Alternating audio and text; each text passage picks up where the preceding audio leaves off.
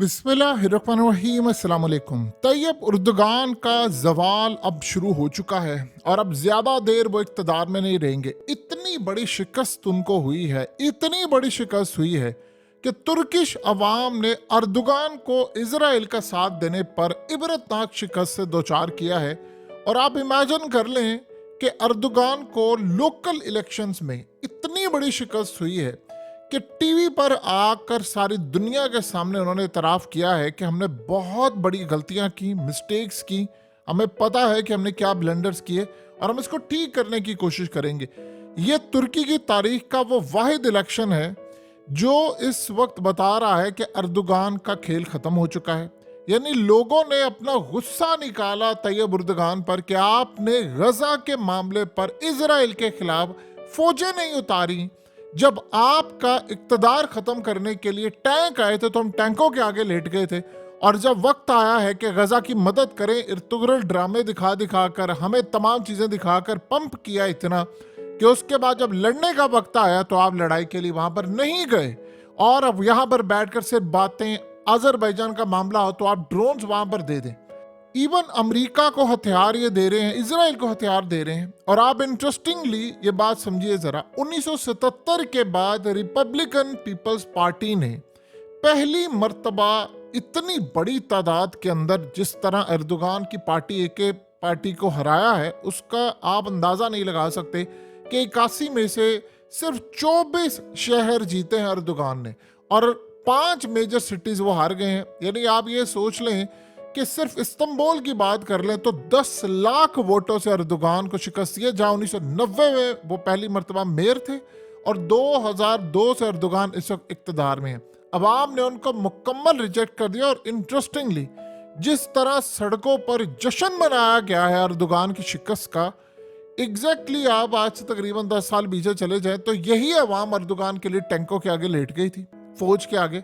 और आज वो कह रहे हैं कि जब फौज को टैंक्स लेकर दिए, तुम्हें S-400 लेकर दिए, तैयारे तुम्हें लेकर दिए, तुम्हें इतना पैसा दिया है फौजियों को, एयरफोर्स को, डिफेंस बजट में सारी चीजें, तो जाओ ना जाकर अब लड़ते क्यों नहीं। देखिए, जहां तक बात यह है कि ये इकोनॉमी उनकी थी खराब, तुर्किश लीरा गिरा हुआ था, इसका अवाम ने गुस्सा निकाला। अगर वाकई इसका गुस्सा अवाम ने निकालना होता तो 1 साल पहले एर्दोगान को इक़्तिदार क्यों मिलता। एर्दोगान अगले 4 साल तक इक़्तिदार में रहेंगे और उसके बाद उनका सफाया है, क्योंकि जब आप लोकल सतह से इतनी बड़ी तादाद में इलेक्शन हारते तो आपका खेल खत्म हो गया। अगर यही सूरत हाल होती कि इकोनॉमी की बड़ी वजह होती तो एर्दोगान जीत जाते। अब आप सोचे असल वजह क्या हुई है। लास्ट 180 दिनों में तकरीबन जो असल वजह बनी है वो ये बनी है कि भाई तुम लोगों ने किया क्या है। स्वीडन में बेहुरमदी होती है कुरान मजीद की, तुम उसको नेटो में शामिल करते हो।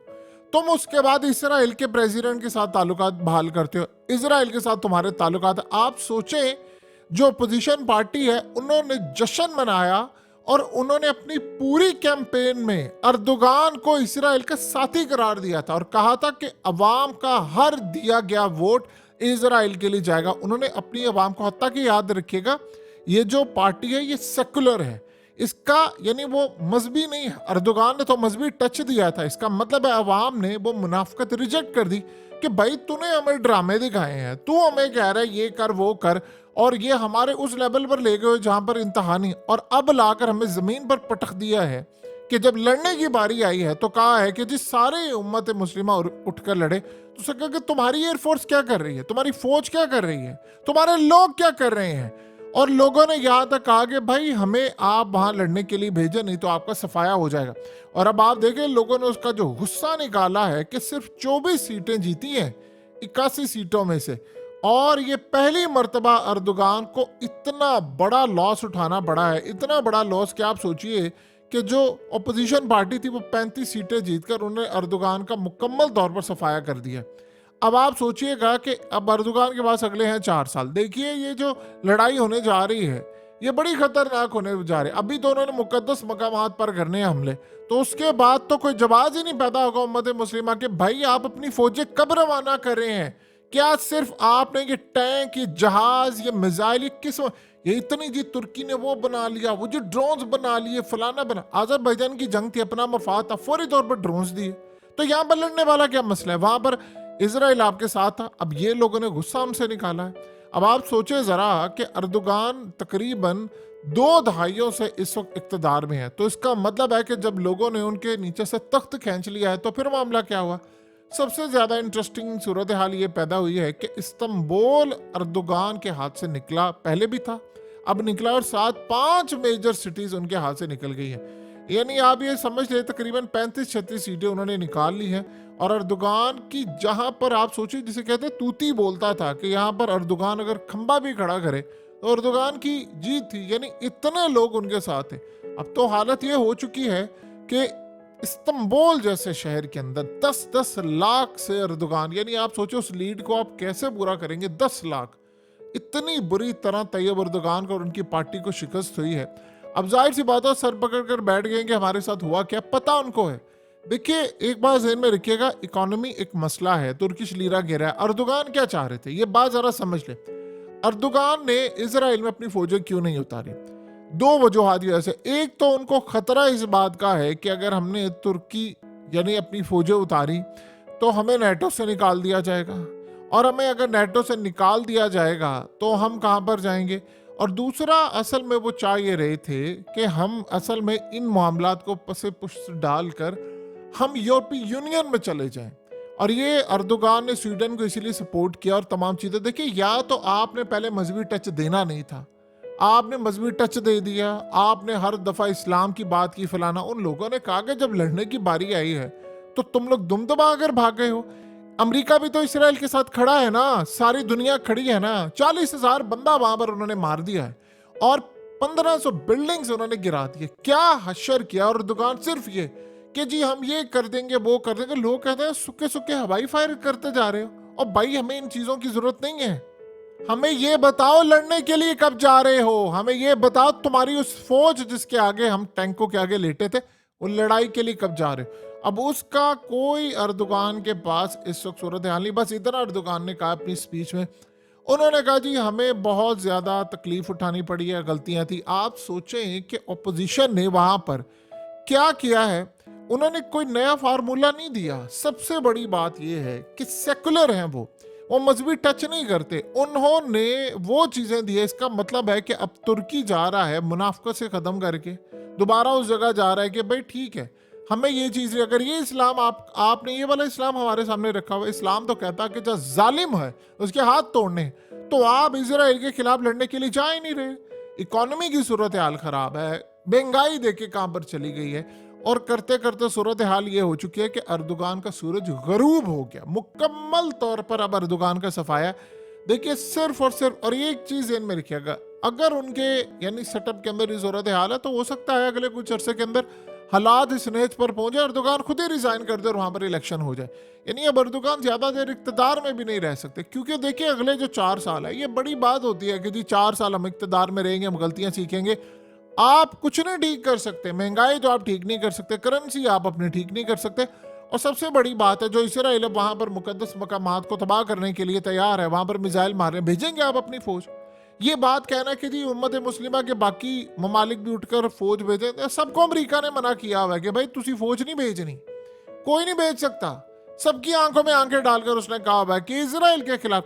अब बताएं कि इसराइल में कौन कौन लड़ा है वहां पर। आप लड़ाई देखे, फ्रांस के लोग लड़े हैं वहां पर, अमेरिकी कमांडोस लड़े हैं वहां पर, अमेरिका असला दे रहे हैं। तो जब आप अमेरिका को असला देंगे, अमेरिका वही असला आगे इसराइल को देता है, वो गजा पर जाकर लड़ता है, तो आपकी मुनाफिकत क्या है?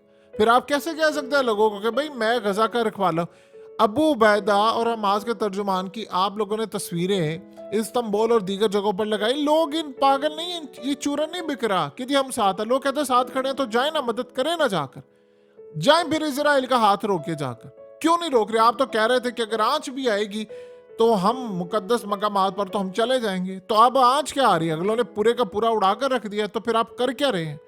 देखिए 2 चीजें ज़हन में रखिएगा। हूसियों को कोई नहीं जानता था, हूसियों के बारे में लिखा जाता था बागी, याद रखिएगा, हूसी बागी लिखा जाता। आज देख लें दुनिया के अंदर सबसे ज्यादा बड़ी लड़ाई वो लड़े हैं, यानी ऐसी लड़ाई लड़ रहे हैं कि दुनिया उनको, अब उनका ग्राफ आसमान पर चला गया। अब जानते हैं अमेरिका से लेकर यूरोप के अंदर लोग इनका नाम भी नहीं जानते कि यार ये कोई मुल्क भी है यमन।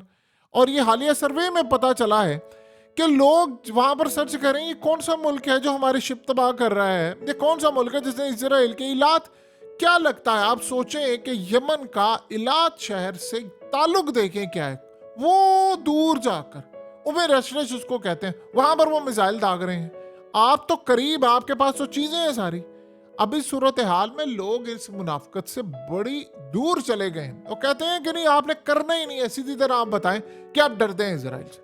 अब आप सोचें जरा, ईरान का ग्राफ ऊपर चला गया, रूस का ग्राफ देखे कैसा उम्मत मुस्लिमा में ऊपर गया हुआ।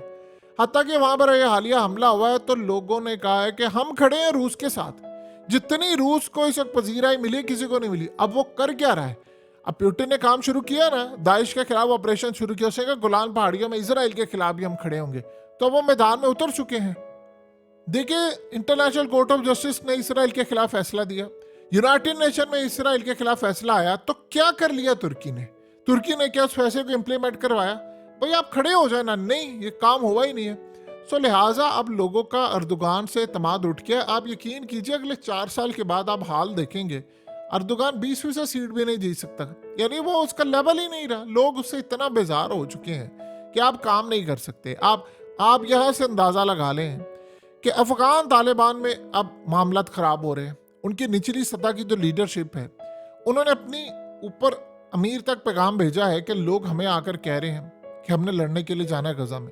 जगह आप इस्लाम की बात करते हैं तो आप जाएं पे लड़ने के लिए। और ये ज्यादा देर तक अफगानिस्तान इसको कंट्रोल कर नहीं सकता। जितनी वो देर, अब मिसाल के तौर पर इसराइल तो लगा हुआ है कि मैंने वो सब कुछ उड़ा देना है, तो जिस दिन ये हुआ तो आप बताइए सारे संभाल पाएंगे अपने लोगों को? वहां पर क्या अर्दुगान संभाल पाएगा?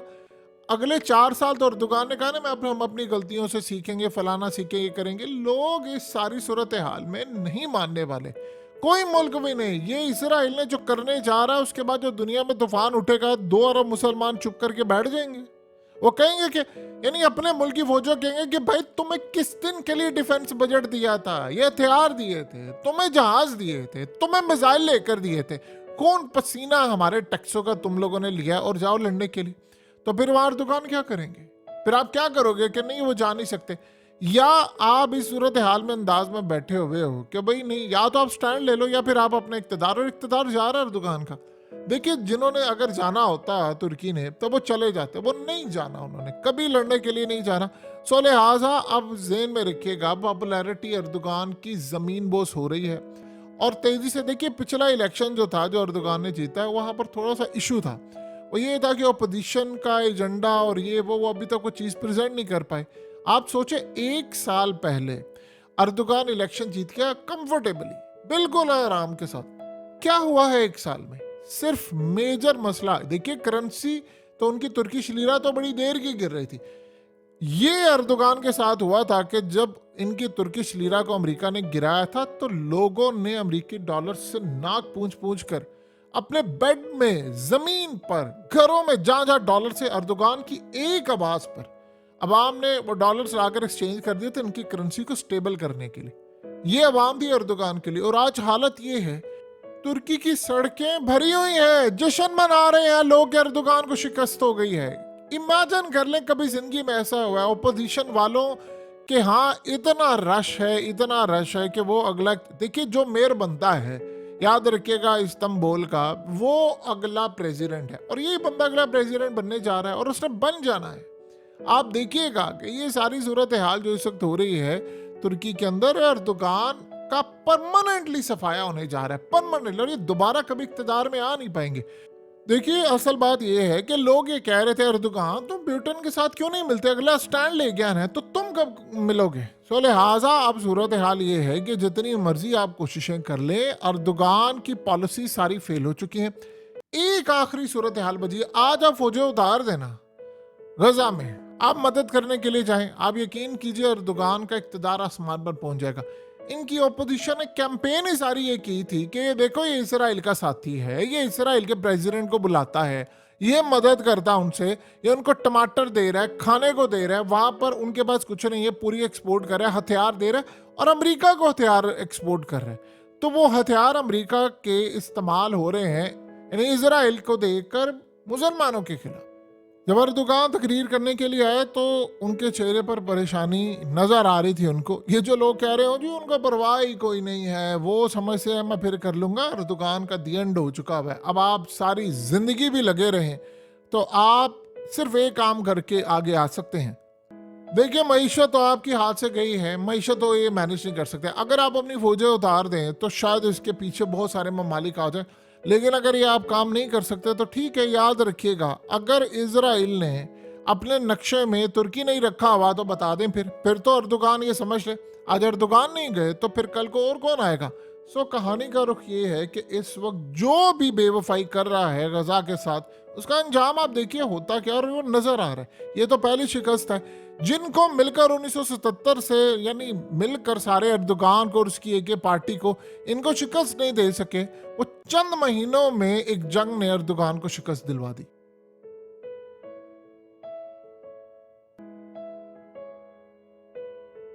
हकीकत टीवी को सब्सक्राइब करना मत भूलें, वीडियो को लाइक करें, शेयर करें और कमेंट सेक्शन में अपनी राय का इजहार जरूर करें।